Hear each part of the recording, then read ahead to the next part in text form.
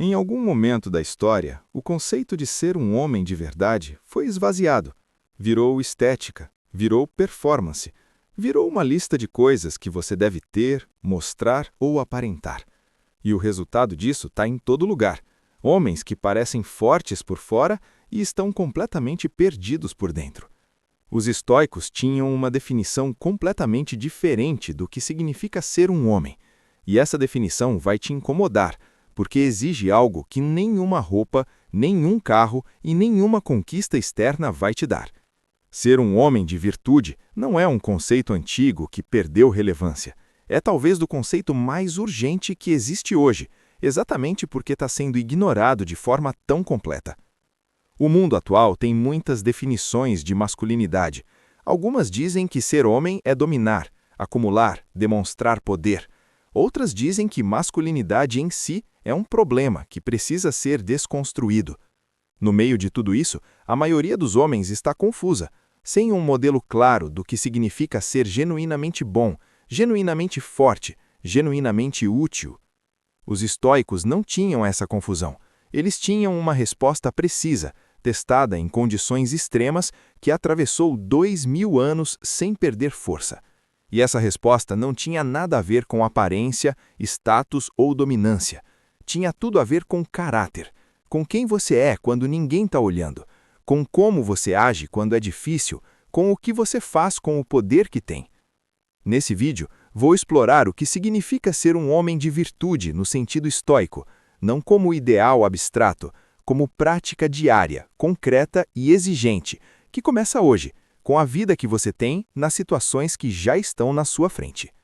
Existe uma crise que raramente é nomeada com clareza, mas que está presente em praticamente todo lugar que você olha. Homens que têm sucesso externo, mas não sabem por que se sentem vazios. Homens que são duros com os outros, mas não conseguem ser honestos consigo mesmos. Homens que buscam respeito, mas agem de formas que não merecem respeito. Homens que querem relacionamentos profundos, mas não sabem como ser vulneráveis sem se sentir fracos. Homens que querem liderar, mas não desenvolveram o caráter que liderança real exige. Esses não são casos isolados, são padrões, e eles vêm de um lugar comum, a ausência de um modelo claro de o que significa ser bom, não bem-sucedido, não poderoso, não admirado, bom, no sentido mais fundamental da palavra. O mundo ao redor não ajuda. Ela oferece modelos de masculinidade que são ou extremamente superficiais, baseados em conquistas, posses e dominância, ou tão desconstruídos que não oferecem nenhuma estrutura positiva em troca do que foi removido. E no meio desses dois extremos, muitos homens estão navegando sem bússola. Os estoicos viam esse problema com uma clareza que é difícil de encontrar em qualquer outro lugar. Eles diziam que quando um homem não tem um padrão interno de excelência, quando não tem clareza sobre o tipo de pessoa que quer ser, ele inevitavelmente é moldado pelas pressões externas, pelo que os outros esperam, pelo que o ambiente recompensa, pelo que parece mais conveniente no momento. E um homem moldado pelas pressões externas não é um homem livre, é um homem que reage, que é empurrado, que muda conforme o vento muda, que pode ser durão numa situação e completamente diferente em outra, porque não tem um centro que se mantém independente das circunstâncias. Isso é o oposto do que os estoicos chamavam de homem virtuoso. E a diferença entre os dois não está nas circunstâncias, está no caráter. Vamos começar com o que os estoicos entendiam por virtude, porque a palavra foi usada de tantas formas diferentes que perdeu precisão. Em grego, a palavra é arete, e arete não significa bondade no sentido sentimental, significa excelência. Significa funcionar no nível mais alto que um ser humano é capaz de funcionar. É a mesma palavra usada para descrever a excelência de um atleta, de uma ferramenta, de um guerreiro. Quando os gregos diziam que uma espada tinha arete, queriam dizer que ela cumpria sua função de forma perfeita.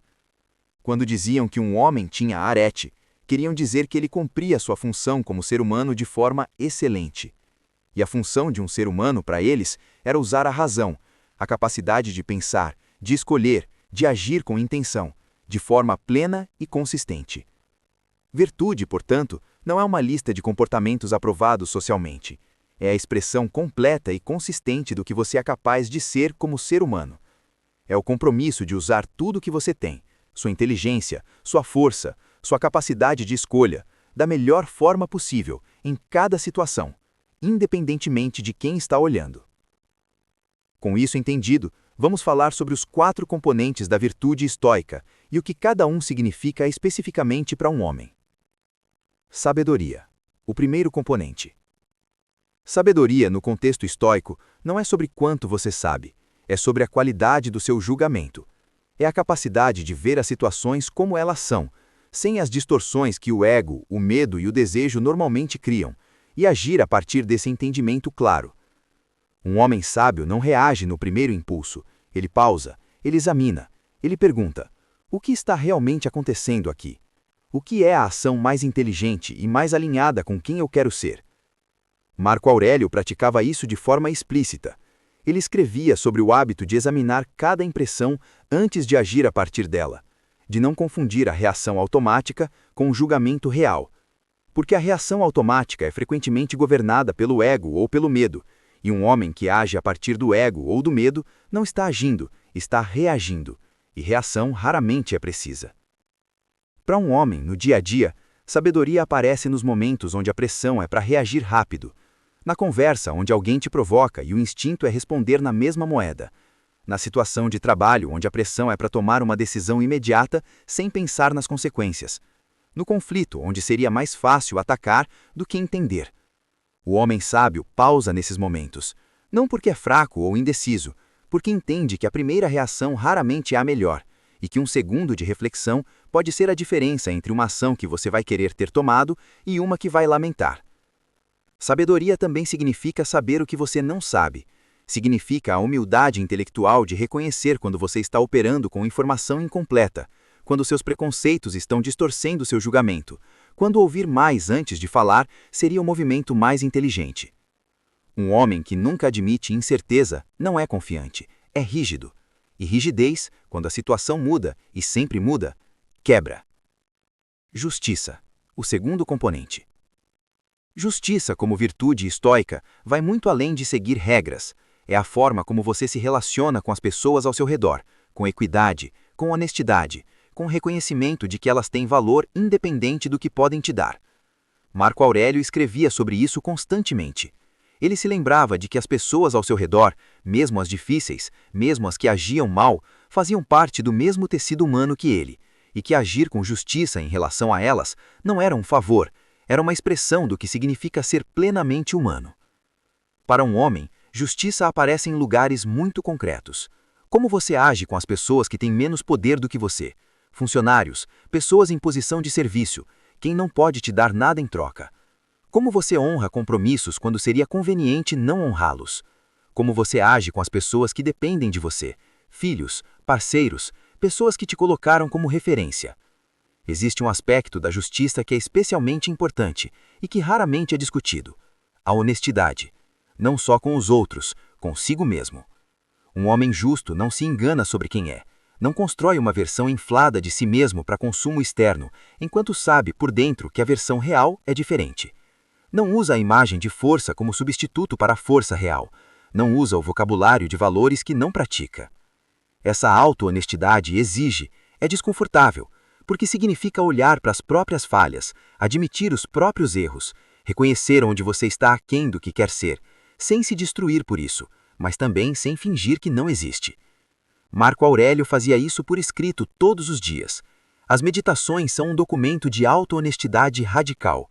Um homem com todo o poder do mundo, mais rico e mais poderoso que existia na época, se cobrando, se corrigindo, se lembrando onde havia ficado aquém. Não para se punir, para continuar crescendo. Coragem, o terceiro componente. Coragem é o pilar que a maioria das pessoas entende de forma mais superficial e que os estoicos definiam de forma mais profunda do que a maioria imagina. Coragem não é a ausência de medo. Epicteto era explícito sobre isso. Coragem é agir corretamente apesar do medo. É fazer o que precisa ser feito, mesmo quando é desconfortável, arriscado, impopular ou simplesmente difícil. Para um homem, isso assume formas muito específicas no dia a dia.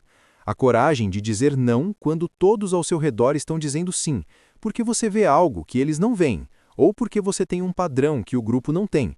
A coragem de ter a conversa difícil que você está evitando, com um parceiro, um filho, um colega, um amigo que está num caminho ruim. A coragem de reconhecer um erro em público quando seria mais fácil defender a posição errada. Existe um tipo específico de coragem que os estoicos valorizavam acima de todas as outras formas físicas e externas. A coragem de ser quem você é, independentemente do que as pessoas esperam. A coragem de ter padrões que não são negociáveis. A coragem de decepcionar as expectativas de outros quando essas expectativas entram em conflito com o que é certo. Isso é muito mais raro do que coragem física, porque a pressão para se conformar, para se adaptar, para ser quem as pessoas ao seu redor querem que você seja, é constante e sutil. E resistir a essa pressão de forma consistente, não de forma dramática, mas no dia a dia, nas escolhas pequenas, é um dos exercícios mais exigentes de coragem que existe. Sêneca escrevia que a maior covardia é a que passa despercebida, não a que acontece numa situação de perigo físico, mas a que acontece toda vez que você engole o que pensa para não criar conflito, toda vez que você age contra seus valores para ser aceito, toda vez que você evita uma conversa necessária porque é desconfortável. Essa covardia acumulada ao longo de anos é o que produz um homem que chegou longe externamente, mas não sabe mais quem é por dentro. Temperança, o quarto componente. Temperança é a virtude que governa a relação com os próprios impulsos e desejos, e para um homem, essa é talvez a virtude mais prática e mais imediatamente relevante. Temperança não é repressão, não é eliminar desejos ou se negar prazeres, é a capacidade de não ser governado pelos próprios impulsos, de sentir raiva e não agir a partir da raiva, de sentir desejo e escolher conscientemente o que fazer com ele, de sentir medo e não deixar que o medo tome as decisões. Um homem temperante não é um homem sem emoções. É um homem que tem emoções e ainda assim escolhe como age. Há uma diferença enorme entre esses dois, e essa diferença define praticamente tudo sobre a qualidade das suas relações, das suas decisões e da sua reputação ao longo do tempo. Pensa nas situações onde a falta de temperança causa mais dano na vida de um homem. A raiva que explode em momentos inapropriados e destrói relacionamentos que levaram anos para construir.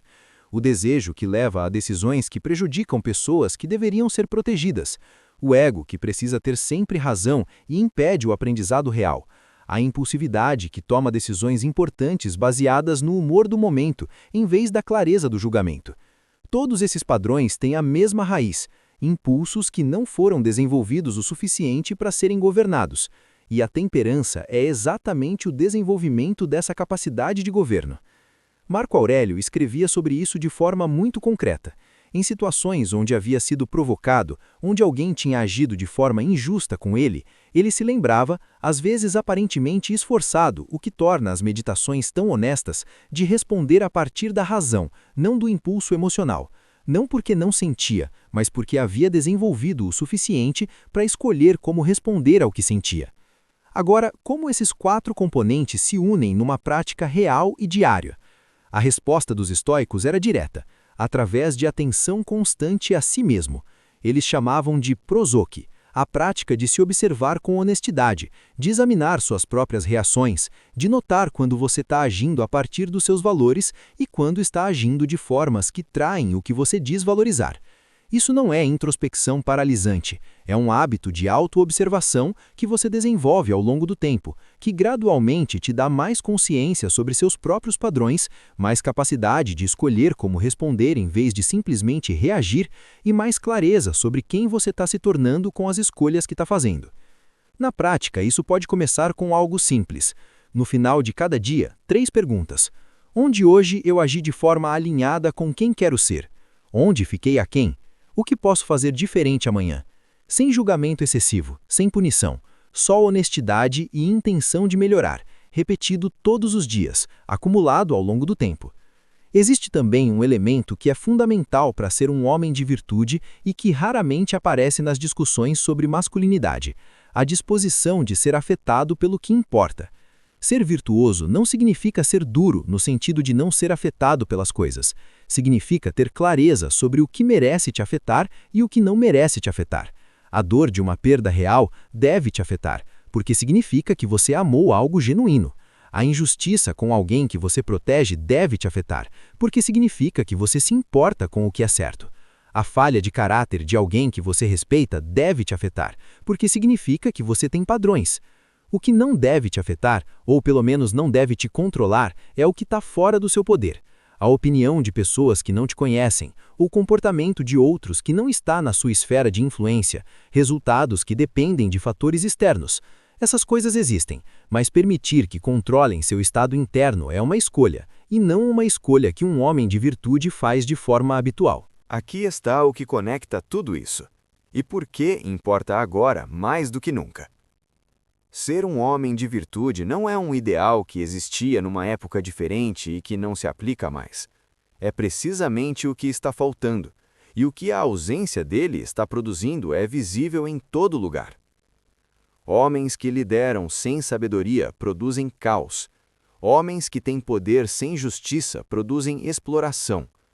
Homens que aparecem como fortes, mas carecem de coragem real, produzem relacionamentos superficiais e vidas que por dentro não sustentam o peso que por fora aparentam ter. E homens sem temperança são governados pelos próprios impulsos, o que significa que não são livres, independentemente de quanto poder ou recursos acumulam. O homem de virtude não é perfeito. Marco Aurélio não era perfeito. Suas meditações são a prova disso. Epicteto não era perfeito. Sêneca definitivamente não era perfeito, e ele seria o primeiro a admitir.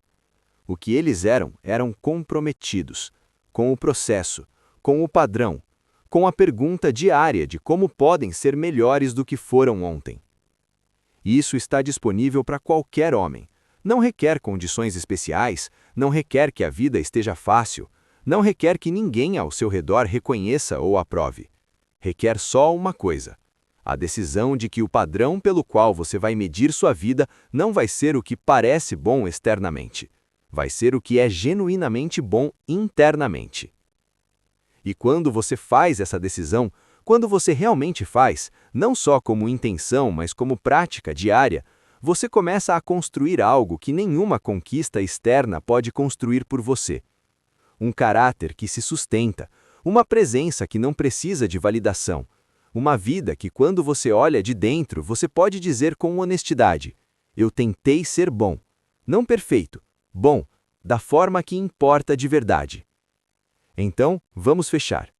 Ser um homem de virtude no sentido estoico não é sobre aparência, status ou dominância, é sobre caráter, construído através das 4 virtudes que os estoicos identificaram como os componentes da excelência humana.